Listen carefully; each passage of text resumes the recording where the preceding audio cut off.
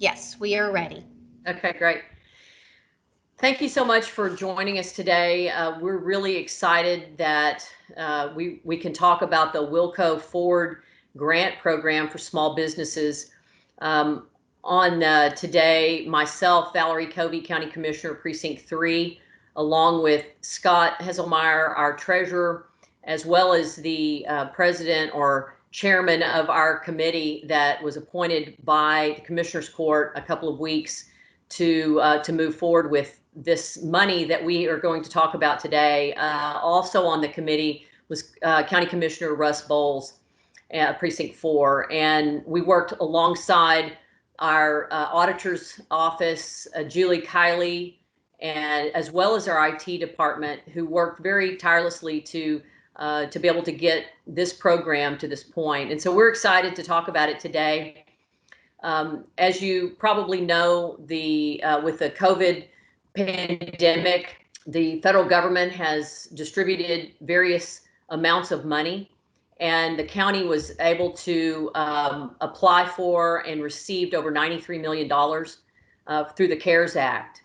And this money can be used for various items. We'll talk about some of that today, but one of the most important things that we thought of to start off with and to focus on first is our small businesses. We know that with the shutdown over the last few months, this has been a tremendous burden for them. And so we wanted to focus all of our attention right now in the area of small businesses. And so that's what we've done. So we want to talk a little bit today about our program and also the timing of it, how it will work. We will have a website and that we're going to turn on today with some information, and then an application that will be live tomorrow starting at 5:30. But I'm going to turn it over to Scott Heselmeyer for a few minutes so he can talk about not only the website, but the program a little bit too. So Scott, you want to give it a little bit more detail? Thank you, Commissioner. Thank everybody again for being on the call. I also want to give special appreciation to our local chambers of commerce here in Williamson County, as well as our city leaders, as well as those in our cities who have put together local grant programs over the past few weeks through this COVID emergency. We leaned heavily on all of those groups over the last couple of weeks for input and for advice in putting together a program that could work quickly to help our small businesses that are most in need. So today we are launching the Wilco Forward Small Business Grant Program. Shortly after this call, we will have a page listed on the wilco.org website for the Wilco Forward program. You'll be able to obtain that page through our main website. That page will have all the details that we're going to discuss in even more detail. And when the application goes live, the application will be available on that Wilco Forward site. The plan is to post the application link at 5:30 p.m. tomorrow.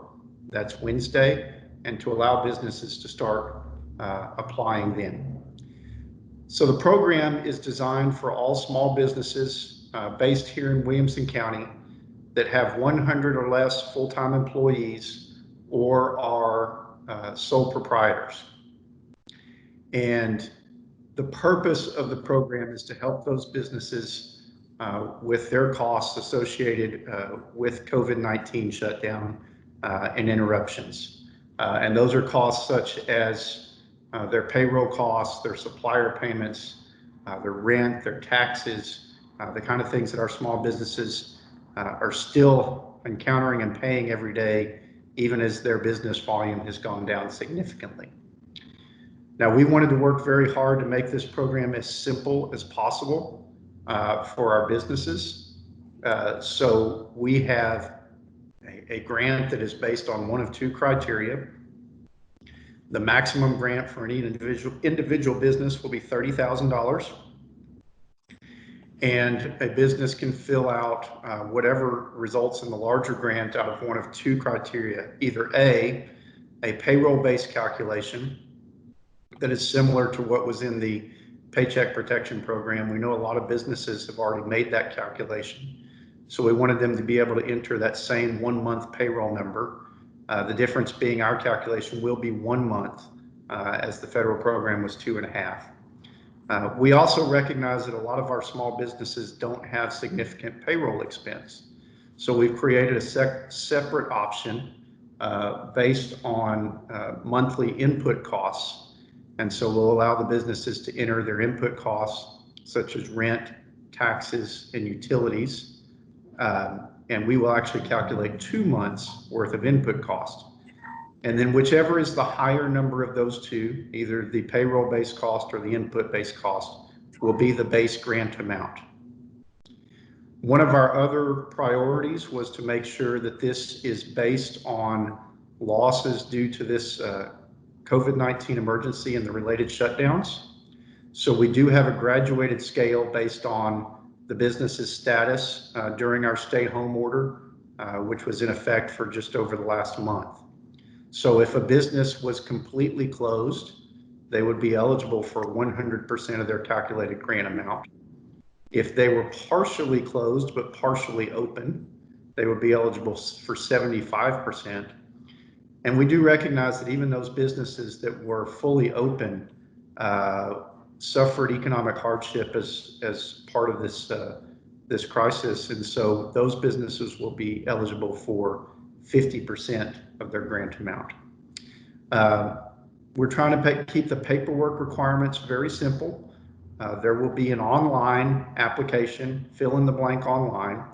We will request a few documents such as a W-9 and proof of the business existence. Those details will be posted on the website. And so again, tomorrow, starting at 5:30 p.m., that will go live and we will take applications. Those will then be reviewed by a team in our county auditor's office for compliance and to run the formula, to run the numbers. After that is done, the businesses will be notified. If a business has, for example, failed to submit one of the required documents, they won't be straight up denied. They will be contacted to ask to get the rest of the documents in. We'll work with them to get that done. And then as the auditor's office approves the grants, which will be done in the order that they're received, then that will be sent here to the treasurer's office through our check process, and we'll be sending out checks for the grants by mail. So those are the basic details.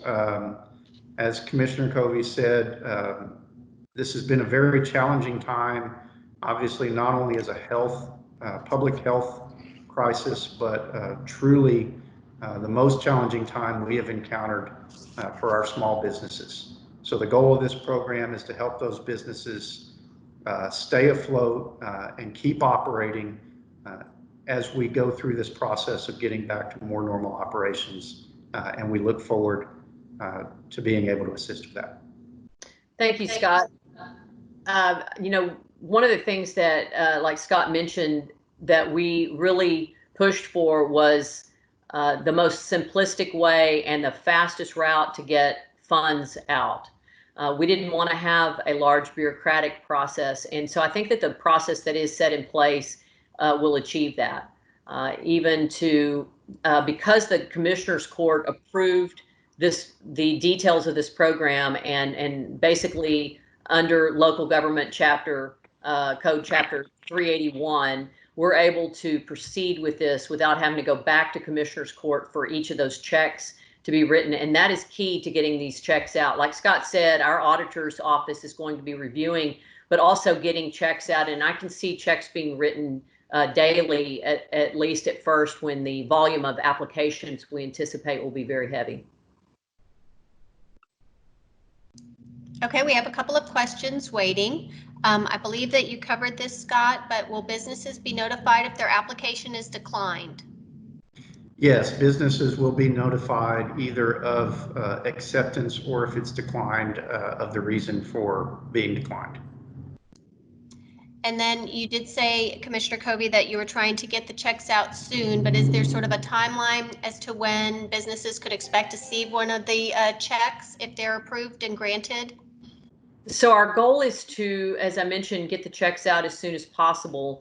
The process is set up, as Scott mentioned, the application is submitted. There will be a response that your application has been submitted and received. Then once it's approved, and if the documentation is there, it should not take very long to approve it. And then that approval goes on a list that goes straight to our accounts payable office, and those checks are run depending on the time of day, either that day or the next day. Then they would be submitted for the mail and on their way to the business. So that's the process that we have set in place, and I believe it'll be one that will achieve the goal of getting the money to the businesses as soon as possible. Okay, for businesses such as a newspaper that remained operational but lost money because other businesses closed, do they qualify, and where do they fall in terms of eligibility? So those businesses, as long as they meet the under 100 full-time employees qualification, will qualify. And using the example of a newspaper, that is the kind of business that we're talking about that under the orders was allowed to remain completely operational, but we do recognize that they lost income. So in those categories, that would fall under the 50% category. Okay, and does a sole proprietor need to submit a W-9 if operating under a social security number? Yes, we'll have a link in the application to complete a W-9, and all applicants will need to provide one. The W-9 obviously has an option to either put a employer identification number or a social security number if it's a sole. And Connie, let me add to that. Although the application itself will not be live till 5:30 tomorrow night, on Wednesday the 6th, the information that we are discussing today, and even more details, will be available today. As Scott said, as soon as we can go live today with that, so that'll give businesses ample time to start acquiring documents and having those ready, as well as the numbers. It's basically, you're going to put two numbers in to the form, and the form will calculate the higher of those two amounts. As Scott said, the payroll related amount or the fixed cost related amount. So I just wanted to make sure that the questions that businesses may have, some of those, and hopefully all of them, will be available to them today. Right. Can you speak a little bit more to which businesses qualify? Sure. So any business based in Williamson County and operating in Williamson County that has 100 or fewer full-time employees will qualify, except for some specific exceptions that are required under either state or federal law or similar programs. And when you go on the website, those specific exceptions will be listed. Great. Also, as a follow-up to the question about how soon businesses could receive a check, if someone applies tomorrow when the application opens at 5:30 p.m., can that business, if approved, expect to see a check as soon as Thursday or Friday? I would think that Thursday or Friday might be a little ambitious as far as actually receiving the check. We will start processing those applications right away. And I anticipate that the first round of them will be approved on Thursday. That may result in a check run on Thursday or a check run on Friday. And then obviously those need to be put in the mail, at which point it's a little out of our control. Hopefully, those being Williamson County businesses, that mail would be delivered next day or within 2 days. So I think someone would certainly expect that the first round of checks will be arriving at latest by the beginning of the week, taking into account that we do expect there be a large volume of applications coming in the first couple of days. So there will be a volume to go through as well. Okay, what kind of documentation will be needed to prove fixed expenses? So in order to work through the process efficiently on the front end, we are not requiring documentation as part of the application, except that we do have a requirement for sole proprietor applicants to provide their Schedule C from their tax return. However, an applicant will be signing a good faith certification that the information they're providing is accurate. That'll be signed, obviously, under the penalty of perjury. And we do have an audit requirement or capability on the back end. There is a category, as I mentioned, there are categories of things that the grant can be spent on, and we will require that those who receive the grants provide documentation by September 30th of this year, showing that the grant money was spent on allowable expenses. And if necessary, we'll have the ability to audit both those expenses and the application process. Connie, we are going to also require certain information just to show that that business is a viable business. For example, Secretary of State file number, your license, maybe a Texas license number, DBA, perhaps a 2018 or 19 tax return.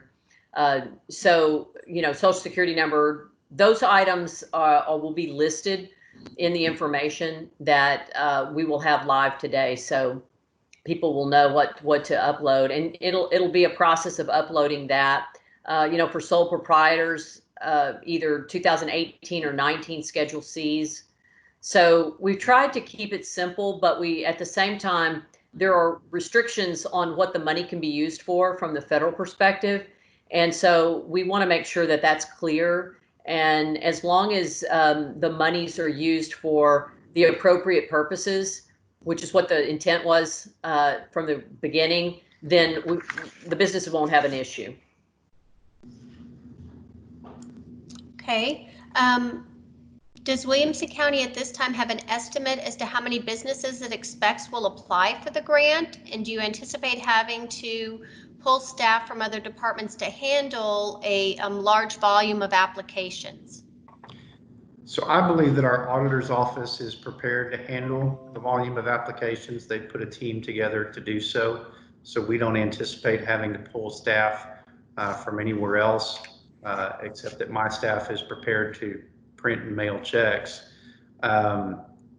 We do expect a large volume.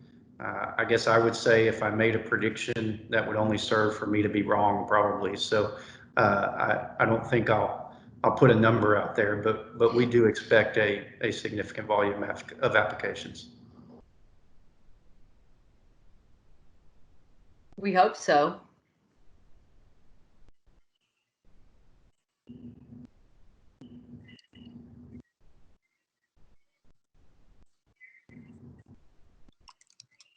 Sorry, here's another question. What happens if a business does not use the money for the intended purposes? Will that business be penalized and or will have to pay the grant money back? So there is a certification at the bottom of the application, and it will that they sign. They will sign, and it basically certifies that not only are they giving truthful information, but that they would also use it for the right purposes. And there is a clawback, if you will, in that certification that basically addresses that as far as not being, to be found guilty of perjury and or fined or imprisoned. I mean, that's as far as it could go. But we're anticipating voluntary compliance with the rules. And we know that our businesses are hurting, and we want to get the money out to them as soon as possible. I'm sure that they will use it in the right and appropriate ways. But of course, there's always the audit aspect of any business venture, and that will be done also. As Scott mentioned, there'll be documentation that can back up what it was spent for, and it will be due by September 30th. This money for the county that we received must be spent for expenses between March and December of 2020. And so that's one of the stipulations. And so we believe that the way we've crafted the program and that the court has approved will really generate a lot of folks participating, but also be able to get money out to the businesses as soon as possible. Okay, there are no more questions now. Do you have anything that you would like to add at the end? Oh, wait, here's one last one. Sorry. Will the application have a place for explanation/special circumstances? Example, business owners sometimes take payment as K-1 income rather than payroll. So we don't have that in an effort to keep the application simple, and also in an effort to ensure that the evaluation of the applications is even across all of the applications. And that is why we created the two-pronged test, if you will, because we understand that a lot of businesses, particularly very small businesses, do not have significant payroll expense. So we wanted to give a secondary option to allow for a different overhead calculation so that we can keep things being evaluated evenly. So back to the calculation of the grant, it's the higher of the payroll cost, and we detail out what to include in that. But for sole proprietors, they can use the average monthly amount of net income in 2019. So that's one aspect, and that's 1 month of that cost, compared to two times the fixed cost, as Scott mentioned before, which would include rent, lease, mortgage payments of business property, utilities, that sort of expense. And so it's an either or on that. But including in, because of the payroll issues for sole proprietors, a lot of times they don't have payroll. They just have what's left at the end of the day. They can use the net income, average monthly net income for the prior year, or for the few months perhaps in 2020 if they just started their business. We have that laid out in the information that will be available today.